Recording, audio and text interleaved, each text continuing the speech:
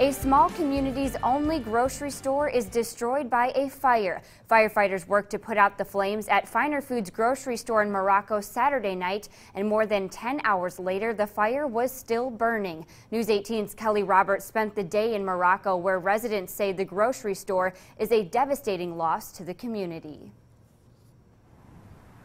People in the Newton County town of Morocco may have had plans to head to the Finer Foods grocery store Sunday morning to do their weekly shopping. After all, it's the only grocery store in town. But a Saturday night fire kept that from happening. The fire burned the store to the ground, and Sunday morning, smoke and flames were still coming out of the building. It's actually devastating. Crews from the Morocco Volunteer Fire Department got the call about the fire just before 8:45 Saturday night. They say the fire's placement at the very back of the store made it hard to fight. Most grocery stores and stuff, you have all your heating and cooling elements are in the back, and so there's not just a tremendous amount of access from the back for one. And the way our smoke was all going to the back of the building. Firefighters also had trouble with the new metal roof the Finer Foods owners had put on. It collapsed, trapping flames underneath it. Metal doesn't burn very well, it's got to be so hot and it's got to melt down, whereas a shingled roof or something like that, that'll burn off.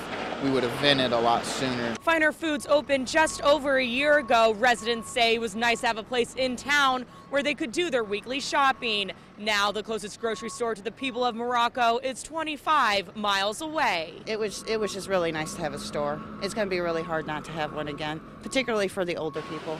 And that's what Morocco is a community of older couples. Christine Nystrom was a cashier at Finer Foods. She left work Saturday afternoon not knowing she would never come back.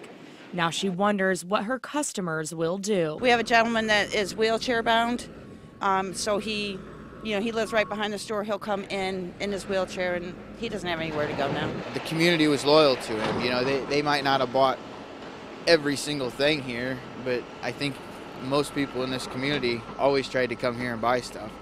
And it had gotten to where he was a full grocery store. The cause of the fire hasn't been determined. The investigation will continue Monday. There is no word if the owner of Finer Foods will rebuild. It's not a way to start the new year or end the year, but yeah, it's just devastating. A new year that is bound to bring new changes to Morocco. Kelly Roberts, News 18.